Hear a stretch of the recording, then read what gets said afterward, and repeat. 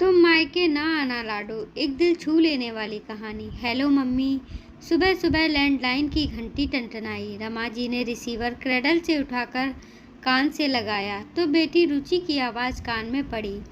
Hello रुचि बेटी, अभी सुबह की पहली चाय पर तुम्हारे पापा और मैं तुम्हें ही याद कर रहे थे। कैसी हो तुम? रमा जी खुश होकर बोली। मम्मी, तुम मुझे अपने पास बुला लो थोड़े दिन के लिए, रुचि बोली। रमा जी उसकी बात सुनकर चौंकी। ना ना, इससे पहले आप रमा जी को ऐसी माँ समझें जो बेटी की शादी कर उससे छुटकारा पाले, और बुलाना ही नहीं चाहती हूँ। आपकी उलझन दूर कर देती हूँ। दरअसल रुचि एक हफ्ते पहले ही अपने मायके पूरे 15 दिन की गर्मियों की छुट्टियाँ बिता कर गई है। इस कारण रमा जी समझ नहीं पाई कि रुचि ऐसा क्यों कह रही है। अब आप समझे, बात रुचि को बुलाने की नहीं है। रुचि, क्या हुआ बेटी? रमा जी ने व्यग्रता से पूछा। मम्मी, मेरी बड़ी ननद सुमन दीदी आ रही हैं। बहुत काम हो जाता है, उनके 2 बच्चे हैं, सारा दिन मुझे किचन में लगा रहना पड़ता है। रुचि बोली। तुम्हारे घर में तो सभी मिलजुल कर काम करते हैं। समधन जी भी तो तुम्हारी मदद कराती हैं, और सुमन को भी मैंने तुम्हारे साथ किचन में काम करते देखा है, रमा जी ने समझाया। मैं झूठ बोल रही हूँ क्या? रुचि तुनक कर बोली। एक तो सुमन दीदी तब आने वाली थी जब मैं अपने मायके आपके पास आई थी, तब तो आई नहीं। बोल रही हैं कि जीजा जी को उस वक्त कुछ काम आ गया था। अभी गर्मियों की छुट्टियां बाकी हैं तो हफ्ते भर के लिए आ रही हैं। मम्मी, मुझे बुला लो कोई बहाना बनाकर। मेरी सासू माँ से कह दो कि आपकी या पापा की तबीयत खराब हो गई है। मम्मी जी मना नहीं करेंगी।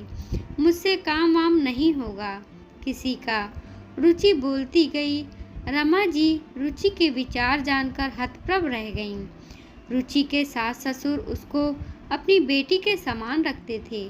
ना कोई रोक ना कोई टोक। हर काम में समधन जी हेल्प करती थी। जो रुचि को नहीं आता था वो सिखा भी देती थी। पोता 2 साल का है, उसका भी पूरा ध्यान रखती हैं। ननद सुमन भी बहुत मिलनसार है, रुचि के साथ मिलकर जल्दी से काम निपटा देती है। बहुत बार मयंक और रुचि को घर से बाहर मूवी देखने और रेस्टोरेंट भी भेज देते हैं। कोई बंधन नहीं है। कपड़े भी अपने मन से वेस्टर्न पहनती है। फिर अगर ऐसी समझदार ननद एक हफ्ते के लिए आ रही है तो क्या परेशानी है?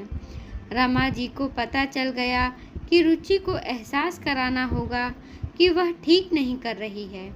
आज नहीं तो फिर कभी नहीं। वे रुचि को नहीं समझा पाएंगी। अगर आज चुप रहकर उसकी ये डिमांड मान ली। रुचि, तुम्हारे घर में तुम पर कोई बंधन नहीं है, ना पहनने का न कहीं आने जाने का। समधन जी और सुमन तुम्हारे साथ कामों में लगी रहती हैं, बल्कि कई बार तो तुम्हें और मयंक जी को अकेले बाहर भी भेजती रहती हैं। अगर वो तब नहीं आ पाई जब तुम यहाँ आई थी, तो सुमन के माँ बाप का घर है, जब चाहे तब आ सकती है। तुम जरा से काम से डरकर यहाँ भाग आना चाहती हो। रमा जी रोज से बोली। अरे मम्मी, तुम तो खफा हो गई। तुम मेरी मम्मी होकर मेरी परेशानी नहीं समझ रही हो और मेरे ससुराल वालों की वकालत कर रही हो। रुचि बोली। मैं सच कह रही हूँ रुचि। रमा जी एक क्षण रुककर फिर बोली। इस हिसाब से तो तुम्हारे यहाँ रहने तक तुम्हारी भाभी को भी अपने मायके ही चले जाना चाहिए। तुम्हारे आने से उस पर भी तो काम पड़ता है। वो तो नहीं जाती, उल्टा तुम्हारे आने की राह देखती है। मम्मी, कैसी बात कर रही हो? आप मुझे बुलाना नहीं चाहती हो, ये कह दो। रुचि गुस्से में बोली। मेरी बात समझ तो तुम भी रही हो रुचि। जो तुम अपनी ननद के आने पर करो और वैसा ही तुम्हारे आने पर तुम्हारी भाभी करने लगे तो बुरा क्यों लग रहा है तुम्हें? रुचि, मैंने सिर्फ तुम्हें कहा है, तुम्हारी भाभी ऐसा कभी नहीं सोचती, पर तुम तो वो करने के लिए कह रही हो। अब तुम जो भी समझो कि मम्मी गुस्सा हो गई हैं इसलिए कह रही हैं, तुम्हारी मर्जी है, जो चाहे तुम समझ सकती हो, परंतु मैं तुम्हारी गलत बात में साथ नहीं दूंगी। रमा जी ने फोन का रिसीवर रख दिया।